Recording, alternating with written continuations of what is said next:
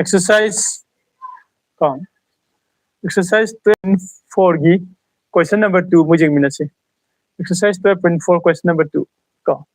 question number 2 da is a solid is in the form of cylinder diameter 7 centimeter come with the hemispherical ends aroi besida adi cylinder gi form da leiba magi diameter na 7 loiba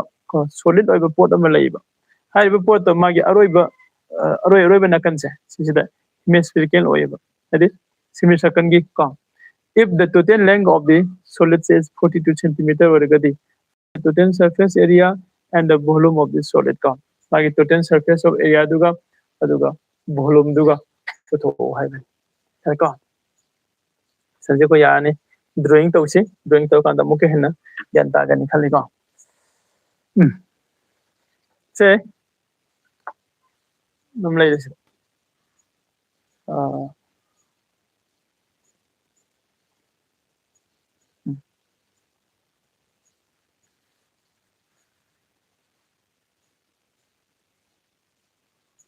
cylinder ama ko cylinder ama sida lai hariba cylinder sigi magi aroiba saruk ani se sida hemisphere oiba hemispherical oiba shape sina soisile haibani ko cylinder se sidagina horosi sibaushina cylinder ne lorsi okay done cylinder ne suppose sida koi kanone circle oine leidini suminatra adudi magi question sida pyramid se diameter of the cylinder sigi diameter se sigi apun bagi asang base 7 kya haiba centimeter ni hai adudi radius ti kya oramani 3.5 centimeters ni mai radius oramani sume ka aduga total length of the solid sigi apun ba sigi length apun ba sa sina 42 centimeter na pyramid ko apun ba sei sidagina sai bone na sara ko mulorage sina 42 centimeter na pyramid are ka adu eragadi mana ise find the total surface area and the volume of the cylinder hai total surface area of the sigi solid cha si puthoke haragadi ko akoi da daga oidi se sigi total surface area ko haibani na sigi cup surface area of cylinder gi magi formula masangani 2 pi r is masangani plus ada sigi hemisphere ani yawisa sigi 2 into hemisphere ani 2 pi r square ko the into 2 maga sanela ade hoje koi na sang do ba khuding mak se khoi da daka oi ba khuding mak se loina leirabri yengo pi r square h sai h sidi kana gi h oidino sigi cylinder sigi height oidini ade cylinder sigi height ko sigi cylinder sigi height se koi daka oi cylinder gi height ti khoi da leirabra question piram de dik khoi ka do batai puthoko mathau tai kamana puthokani sil ori ba port sigi apun ba sang ba se 42 centimeter ni hai riba 42 centimeter sidagi siboga sang ba sima aduga sigi asang ba sima lokthok khade koi sima se phangoidra phangani ko sigi asang ba de kyano sigi to radius se 3.5 sange hai bani didi somda 3.5 am leirani somna kangi radius sigi ko 0.5 am haiba 3.5 ani adi 7 se 42 dagi 7 minus lokthokadi 35 sina magi cylinder gi height se tagada adi ko adi dekoi kot horse ko question number 2 ko here kake piram ba mana radius of the cylinder se ko anu puthosi radius of cylinder the radius of cylinder gi oidini hemisphere gi oidini ko adu the radius kitang ha se radius se r equal to ko 7 by 2 sida equal to 3.5 centimeters na magi radius ki radius ore hemisphere gi duga cylinder gi height of the and the height photo kana gi height no ꯉꯁꯥꯏꯒꯤ ꯁꯤꯒꯤ ꯁꯤꯂꯤꯟꯗꯔꯒꯤ ꯍꯥꯏꯠ ꯀꯣ height of cylinder ꯑꯩꯈꯣꯏꯅ height of the cylinder ꯄꯨꯊꯣꯛꯏꯁꯦ ꯀꯔꯤꯒꯤꯅꯣ ꯑꯩꯈꯣꯏ ꯈꯪꯉꯤꯀꯣ ꯉꯁꯥꯏꯒꯤ ꯑꯩꯈꯣꯏꯅ ꯁꯤꯂꯤꯟꯗꯔꯒꯤ ꯁꯔꯐꯦꯁ ꯑꯦꯔꯤꯌꯥ ꯄꯨꯊꯣꯔꯛꯄ ꯃꯇꯝꯗ h ꯍꯥꯏꯕ ꯑꯃ ꯌꯥꯎꯔꯤꯕ h ꯁꯦ ꯃꯥꯒꯤ height ꯑꯣꯏꯗꯣꯏꯅꯤ height of the cylinder ꯍꯥꯏꯔꯒꯗꯤ 42 ꯁꯤꯗ minus ꯀꯣ 3.5 plus 3.5 ꯍꯥꯏꯗꯤ minus ꯑꯅꯤꯔꯛ ꯂꯧꯔꯁꯨ ꯌꯥꯔꯦ 3.5 minus 3.5 ꯍꯥꯏꯕꯗꯤ ꯀꯣ 42 minus 7 हाइबनी को दुदी 35 सेंटीमीटर को मागे हाइट से क्या तारे 35 सेंटीमीटर से ना सिलेंडर सिगी हाइट तारे अरे कोई तो दका इवसिंग लोइने फंगबनी ना then total surface area of solid को total surface area of solid solid ओइबा पोतो अदुगे total surface area से कोई पुथोना बो होनबदा कोई दका होइसे कई कइनो equal to को surface area of just surface area of कनागी cylinder की कब surface area हागदबने surface area of cylinder equal to curve form से curve curv निका curve surface area of cylinder सिगा plus अदुगा curve surface of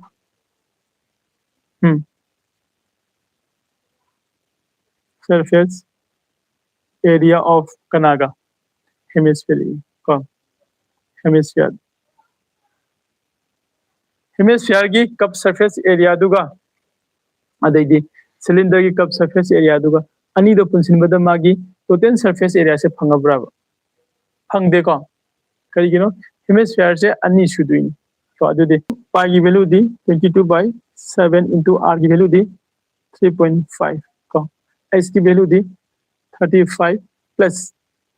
2 into r की value दी 3.5 तो दी equal to 7 ना 3.5 तक का दी 0.5 सुम्ब्रा सुमिका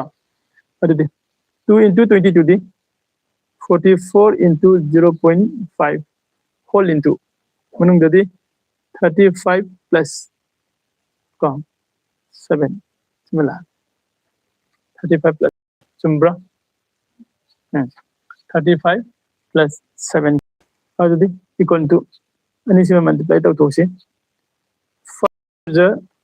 20 5 4 20 22 sorry 22 सुम्ब्रा 5 4 20 5 4 20 22 को 22.0 साइन तारे का दो into ये प्लस तो क्या तारे 40 का 2 22.0 का अदुगा 42 का सुमिब्रा पैसा 5 4 sitar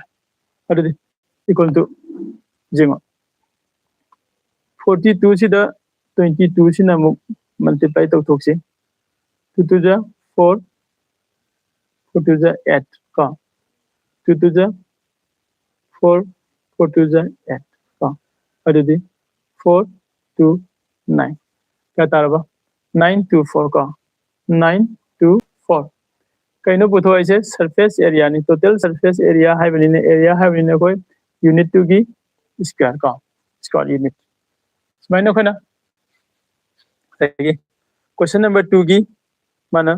total surface area of solid पुथो है बसे कोई पुथोए अदुगी मखा ताबदा टोटल सरफेस का एरिया पुथो मतुंगसिदा वॉल्यूम जु पुथो है तो वॉल्यूम पुथो क्या है गदी अखोय दका वैसे कई कइनो तो जेंगसि का वॉल्यूम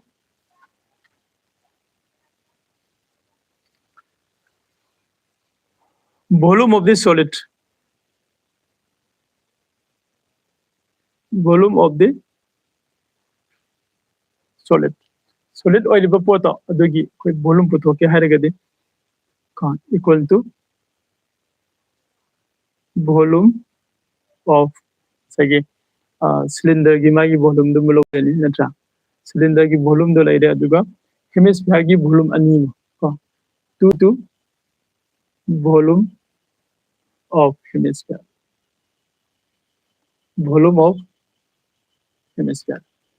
हाइरिबा cylinder की volume सिगा अदुगा twice volume of hemisphere सिगा अन्नी से कोई पुंसिल लकांदा कई फंगदिनो volume of the solid की मागी volume दो फंगदिनी अरे को the volume of the cylinder की volume की formula दे क्या no pi r square h plus को अदुगा 2 into volume of the hemisphere की volume दे क्या नो 2 by 3 को pi r cube इसने मांगी ले अदु देसी की मखा तारा को सी जेंगा से कमल फैक्टर लोग से pi ले रे r अनि r ohum r अनि लोग से कम अदु जा तो पति के ले रे तो पले इतरे बनी ना the s ले रे plus 2 to the 4 by 3 को अदुगा pi लोग करे r अनि लोग करे r हम ले हो साइता यदि मागी value सिंजलसी pi की value they 22 by 7 into r की value दिंग से कोई 3.5 फंगरे नट्रा 3.5 into 3.5 सी ले रे तो whole into h की value दी तो क्या फंगेवा h की 35 का 35 तो plus 4 by 3 into r की value दी 3.5 मिला है का मखा ताबसी येंगो 7 सिना सिदा का दी 0.5 चुम्ब्रा चुमिका अदुदी equal to 0.5 सिना 22 दा multiply तो थो दी 2 to the 4 sorry 2 the 5 to the 10 चुम्ब्रा 11 चुम्ब्रा का 1 carry 5 to the 10 11 अदुदी dot number का into ना ले हो रिबा 3.5 से ले हो whole into the 35 ले रे plus से divide तो वो याना ब्रा याद रहे याद रहे दी 4 ने से multiply तो उसले से 4 5 जा 20 4 3 जा 12 14 का decimal चिन्ह में 3 ले रे 14.0 तो equal to अनि से वो 11 ने सीधा multiply तो दी 35 तो रोनी again 35 तो क्या 8 तो सीधा 3 decimal place दी 1 ले रही अभी दी 38.5 का 38.5 से तारे into तो अनि से LCM लोग सिले से LCM लोग सिने मतलब क्या था भाई हम मखादा 3 ले रही मतलब दी का 3 into 35 दी 3 5 जा 15 1 carry 3 3 9 का 10 चुम्ब्रा 3 5 जा 15 3 3 जा 10 का चिता यार 14 लाने equal to 3 8 5 into मतलब तो क्या था 119 मखादा 3 तारे ओके सिगी मतुंग से देखो कक नंबर याव ब्रिंग से सिनिस्टर कक पे याब्रा 313 का क्या कक नंबर से याद रहे अदुदी मथक की अन्नी से हाना पुंसिन गरची का हैबदी 38.5 से द 119 से मल्टीप्लाई तो 9 5 जा 45 4 carry 9 8 जा क्या ना 9 8 जा 72 का 70 का 6 7 carry 9 3 जा 27 34 यार 9 5 जा 45 4 carry 9 8 जा 72 का plus 4 to 76 7 carry 9 3 जा 27 का 7 हफ्ते लगे 34 5 8 3 3 8 5 1 carry तो करे 9 10 18 again 1 carry तो करे 6 8 14 15 ko 1 kg tore 4 adudi 4 5 at 1 ko mathak ta kya tare 4 5 at 1.5 by 3 equal to right tore ko this is the koi 3 na divide to chok chi 3 1 ja 3 1 5 3 5 ja 15 8 3 2 ja 6 1 sorry 2 1 3 7 ja kano 20 ga 1 point ka karo 5 puja re 3 1 ja 3 2 0 la ani 3 8 ja ka 3 6 ja sorry 3 6 ja 18 tumbra mika 2 mu la 0 la ani adudi 3 again 3 6 ja 18 nung khitar 2 mu la hai chakhani ka adudi koi approx log si 1527.16 amache lokho kinaba 1 plus tawsilo 17 ka adu regadi khoina puthoi se volume ni volume puthoku matam dadi magi unit to the ka cube ka kan ka then centimeter cube fan ta okay aroi belu silak pa sidai muktanga hane explain tarumge sa ko na volume putho hairagadi sigi pull up solid oriba ka cylindrical gi cylinder gi adu aroi bada hemisphere jawba sigi volume putho hairagadi cylinder gi volume amane adu hemisphere gi volume ani ma pullaga putho ka dobuni ka adune khone sida putho ise volume of the solid se volume of the cylinder plus twice volume of the hemisphere train to ro putho ro pani ka duga cylinder gi volume gi formula hemisphere gi volume gi formula the into 2 na tawroga khona sida common factor log hok tabe dum hot pasi jai common factor log hogana anga maths hot pasi da hen like ani hen easy ogani ka dugin ready train tawroga question number 2 se the loisile ka thang da khoi question number 3 mu jeng minasi ka yeah thank you